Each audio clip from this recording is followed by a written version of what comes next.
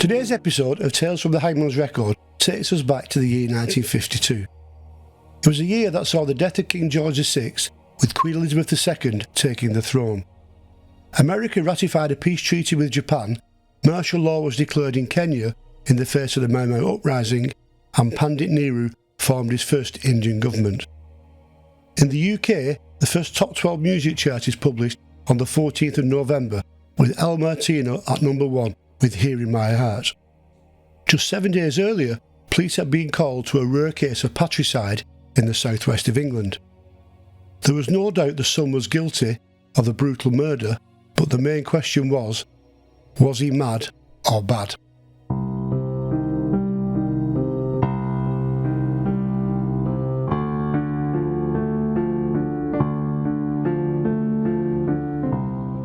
Charles Giffard was the senior partner in a firm of solicitors and hoped his son would one day follow him into the profession.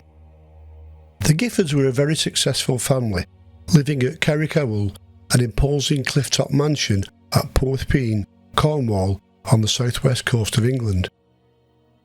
Besides being the senior partner in the firm of solicitors, 62-year-old Charles Giffard was also the clerk to the local justices and the under-sheriff of Cornwall.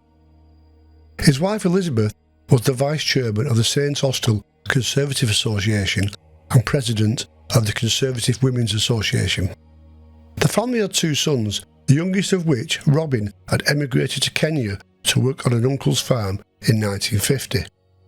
Their eldest son, 27-year-old Miles, was a complete failure. He shared neither his parents' values or respectability, and despite being a talented sportsman who had represented his country at cricket, Miles Giffard had shown no interest in following his father, preferring to idle his time away in London, living on an allowance paid by his parents. On the morning of Friday the 7th of November 1952, Elizabeth Giffard took her husband's Triumph Roadster car to drive her and a friend to a Conservative Association gathering in Plymouth, some 40 miles away. At lunchtime, Charles Giffard drove home from his office in St Austell using his wife's Standard 8 car. He and his son Miles dined on a lunch of Cornish hog pudding served by their living housemaid, Barbara Orchard. Barbara had been given the afternoon and evening off, and once lunch had finished and she tidied up, she went out for the rest of the day. Miles Giffard then asked if he could borrow the car, but his father refused, saying he needed it to drive back to work. His son offered to drive him, but he declined and made for the door. Once his father had left, Giffard became morose and angry. He spent the afternoon consuming half a bottle of whiskey and then decided it was time. Shortly after 5:30, he telephoned his girlfriend in London, Gabrielle Valens, telling her he hoped to be able to drive to see her that evening. His parents arrived back home separately at shortly after 7 o'clock. Charles Giffard eased a Standard 8 into the garage, and as he opened the door to exit the car, he was struck repeatedly over the head with an iron pipe. Leaving him for dead, his son made his way into the house. On arriving home, his mother had parked the car by the side of the house and had entered, oblivious to the horror that was taking place in the garage. Giffard silently entered the kitchen, crept up behind his mother, and repeatedly struck her down with the same iron pipe. He then returned to the garage, where he was shocked to find his father coming round. Several more blows to the head then finished him off. Back in the kitchen, Giffard also found his mother was slowly regaining consciousness. He battered her on the head again before dragging her unconscious body outside. He then placed it into a barrow which he wheeled across the cliff top before tipping over the 120-foot cliffs onto the rocks below. He then retraced his steps and repeated the process with his father. Giffard then spent an hour cleaning up the blood from the kitchen before taking jewellery from his mother's bedroom and fleeing the house in the Triumph Roadster. Barbara Orchard returned to Carrickowell about 9:30 that Friday night. She was surprised to find the house empty. As midnight came and went, this turned into serious concern that something was wrong. She retired to bed, but unable to sleep, was up at dawn. With still no sight of the couple, she telephoned her fiancé at his home, voicing her concerns. He spoke to the Giffords' gardener, who confirmed the couple had said nothing about going away for the weekend, and it was decided they would contact the police. At roughly the same time these conversations were taking place, a miner was making his way along the beach to the China clay pit when he spotted two bodies lying on the rocks. The police were called and the bodies were identified as those of Charles and Elizabeth Giffard. A telephone call was put through to St Austell Police Station, and Detective Superintendent Kenneth Julian, head of Cornwall CID, immediately took charge of what clearly appeared to be a double murder investigation.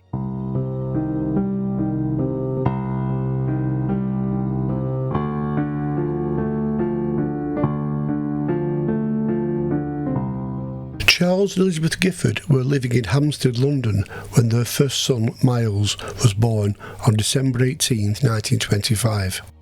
His brother Robin followed 4 years later. The young family then moved to Cornwall, firstly to the parish of St Mewan.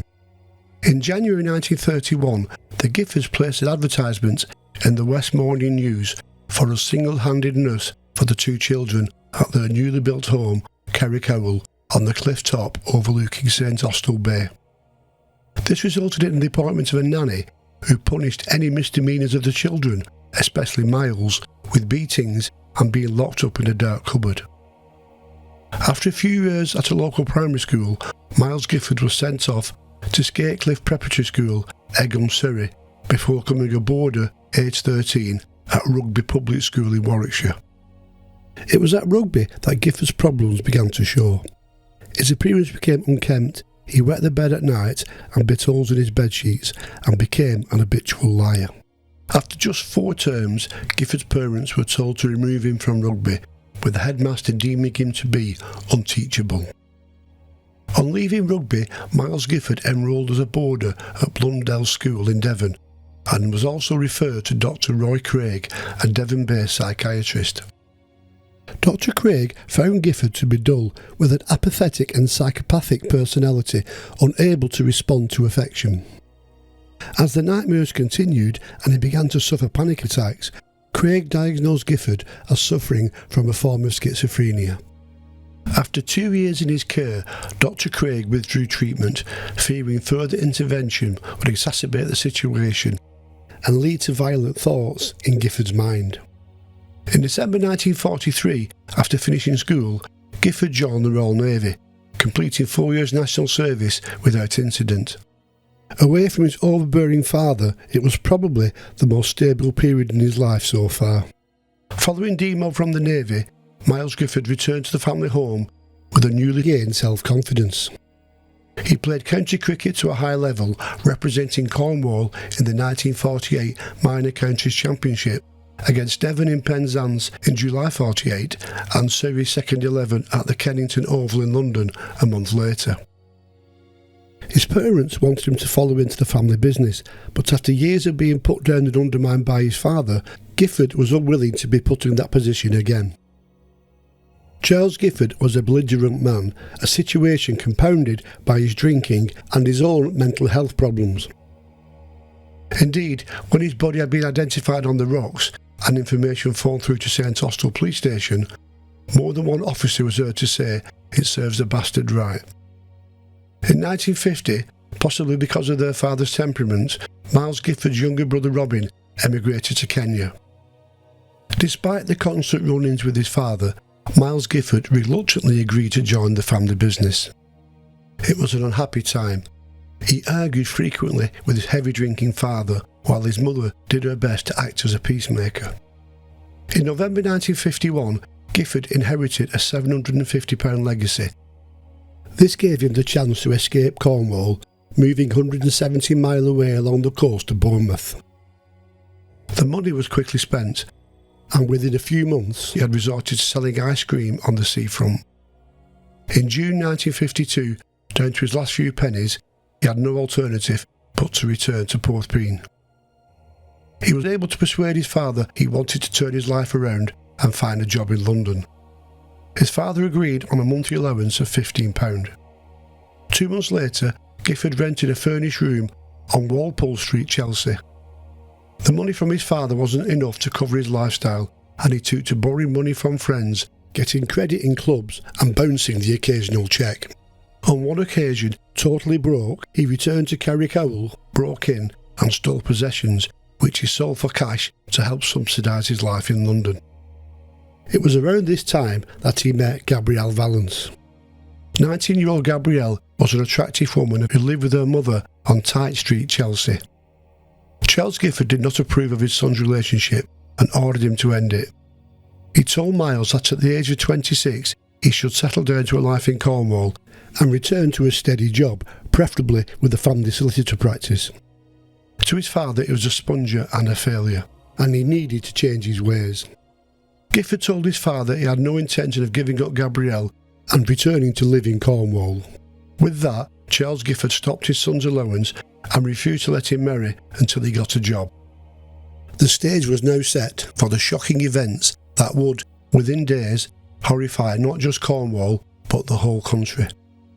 On Monday, November the 3rd, Giffard wrote to Gabrielle, saying that he had had a terrible row with the old man, made worse by the fact that, as usual, he is right. Anyway, he's forbidden me to return to London.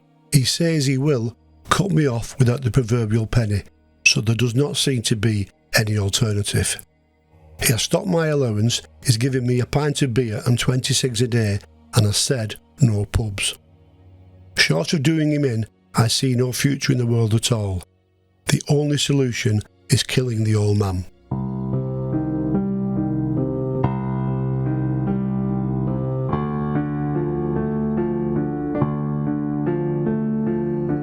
Following the murders, Miles Giffard drove through the night, discarding his blood-stained clothing and an iron pipe in the River Otter at Fenny Bridges. Then, in either a show of ice-cool nerve or callous indifference, he gave a lift to a couple of young men hitchhiking from Cornwall to London. Arriving in the capital in the early hours of Saturday morning, Giffard parked the Triumph Roadster with its distinctive registration ERL1 in the street around the corner from his girlfriend's home in Chelsea. It did not take long for the police to catch up with Miles Giffard. Once in London, he had breakfast with his girlfriend, then left her to travel into the West End, where he sold some of his mother's jewellery using his own name. He then telephoned Gabrielle asking her to meet him, and they went to see a Charlie Chaplin film at Limelight. That evening, having now confessed his crime to Gabrielle, they toured a number of London pubs, and as they returned to Chelsea, Giffard was picked up by a large contingent of Metropolitan Police officers who had lain in wait for his return. On Sunday, November the 9th, Detective Superintendent Julian travelled to London. Giffard was taken to St Austell Police Station, but he was cautioned that they were making inquiries into the death of his parents. He responded, "I know what you are referring to. I wish to admit everything to you with as little trouble as possible." He asked for Gabrielle to be kept out of the investigation, telling police, "I had a brainstorm." He was also charged with the theft of his father's car. On December the 12th, Miles Giffard appeared at a magistrate's court hearing at St Austell. It was the same courtroom his father had worked in for many years.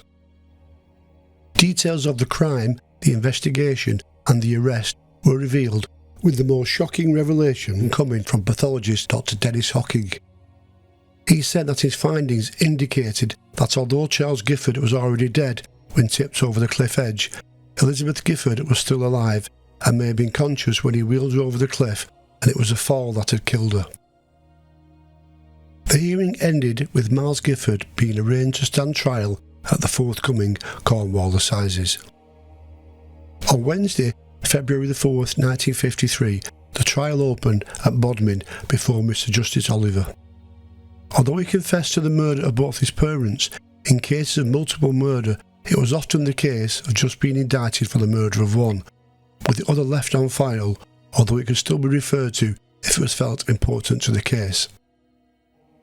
The prosecution, led by Mr. John Scott Henderson QC, had taken the decision to try only for the murder of Charles Giffard. Perhaps surprisingly, Giffard's brother, General Sir George James Giffard, had agreed to pay all the legal costs incurred in his nephew's defence. They secured the services of John Maud QC, one of the leading defence counsel of the day. The trial lasted 4 days and came down to one vital question: was Miles Giffard evil or insane? Scott Henderson stated it was premeditated murder for gain, citing the letter Giffard had written to Gabrielle on November the 3rd. Short of doing him in, I see no future in the world. He has stopped my allowance. Gabrielle Valence travelled to Cornwall by train to give evidence and revealed that after arriving in London that fateful night, Giffard had told her he had killed his parents. The defence sought to convince a jury of 10 men and 2 women that Giffard was criminally insane at the time he killed his parents. This was his only chance of escaping the noose. A guilty but insane verdict would see him detained in a mental hospital like Broadmoor, with the possibility at some point in the future he could be moved into a mainstream prison, and then, should his mental health be found to have improved sufficiently, he could be released back into society. The whole case was basically a duel between various psychiatrists, each with opposing views. The defence called witnesses to tell of Giffard's traumatic childhood with the abusive nanny and his troubled schooling, and how as a result he had received psychiatric care. Maud also suggested that such was the degree of insanity, Giffard would have been unaware what he was doing. He called Dr. Roy Craig to support this. Craig flew in from his home in Ireland to tell the court that the defendant was a schizophrenic and as a child was recognised as having mental deterioration. He had been repressed by his strict father and was beaten by a cruel nurse when he was very young. However, when asked whether Miles was mad or bad, the expert witness said, "Bad." Perhaps the most damning testimony against Giffard came from the family GP, Dr. Hamilton Hood of Truro. Describing the accused as an idle little waster, Dr. Hood said he had known the family for over 20 years and insisted there was nothing wrong with his mental state, that he was selfish, lazy and cared only for his dreams of a sporting career. In summing up for the defence, Maud argued it was nothing short of absolutely crazy that Giffard should have killed his parents in order to drive to London to see his girlfriend. He was moseying himself straight to the gallows, commented Maud. The prosecution finished by stating that this was a callously planned murder with a clear motive. Following the brutal attacks, he had calmly placed them in a wheelbarrow and tipped them over the cliff. He then attempted to hide the evidence by carefully cleaning up the kitchen and throwing the murder weapon into a river as he fled the scene. Although it was clear that Giffard was suffering from some form of mental imbalance, the jury needed just 25 minutes to find him guilty of willful murder. Once sentence of death had been passed, Giffard was sent to Bristol's Porthpean prison to await his fate. His legal team could find no grounds for an appeal, instead directing all efforts at petitioning the Home Secretary for a reprieve on the grounds of his mental health. A few days before the date fixed for execution, Giffard's solicitors heard that a female juror who had sat on the trial had contacted the Home Office saying that she had been convinced the prisoner had been insane. The lady had been born in France, and due to some misunderstanding with the language, this had not been reflected in the verdict of the jury. The Home Office declined to intervene, with the spokesman noting they cannot comment on what is said in the secrecy of the jury room. A statutory medical board held by the senior prison medical officers found that Giffard was sane in the legal sense, and they could not recommend a reprieve due to his mental state. This was reported to the Home Secretary, who announced he could find no grounds to interfere with the verdict and the law must take its course. Giffard was visited by Gabrielle Valence, who found him pale and drawn. They chatted for 20 minutes behind a glass partition before saying their final goodbyes. He had one final visitor, his Uncle George, on the day before the execution. Again the meeting was brief, but Giffard seemed calm and composed. At 8 o'clock on Tuesday the 24th of February 1953, Miles Giffard was hanged at Porthpean Prison by Albert Pierpoint and Harry Smith. Pierpoint was already carrying out his 4th execution of the year, having hanged teenager Derek Bentley just a month earlier. Later that morning, Giffard was buried in the space reserved for executed murderers within the precincts of the prison. Gabrielle Valence, whose son blamed for causing Giffard to kill his parents following Roseover's allowance, married less than a year later and disappeared into obscurity. With a grim irony, her new married name was Mrs. Money. She died aged 74 in 2008. Kerry Carroll was later sold and the new owners renamed it Blue Water. By the end of the 1950s, they were still plagued with sightseers who would walk up the path to stare at the house where Miles Giffard, in the winter of 1952, murdered his parents.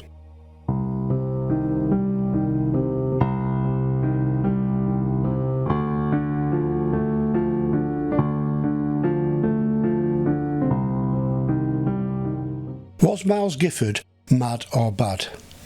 It seems likely that the appointment of a nanny whose cruelty extended to beatings and locking him in a dark cupboard as a punishment inflicted lifelong psychological damage. But the fact is, Giffard killed his parents because they objected to his relationship and withdrew his allowance, and this showed a clear motive for the vicious crime. He may well have been drunk when he committed the murders. He claimed to have drank half a bottle of whiskey after his father refused to loan him the car that fateful day. But drink does not excuse the crime. But what is not in question is that he callously battered his parents to death. Then, after throwing their bodies over a cliff, he tidied up the kitchen, wiped away the blood, and drove through the night to London, even picking up 2 hitchhikers. Then he pawned some jewellery and took his girlfriend to see a Charlie Chaplin film. Was this the act of a madman? Thank you for watching and listening to this episode of Tales from the Hangman's Record. If you've enjoyed it, can you please press like and subscribe to the channel?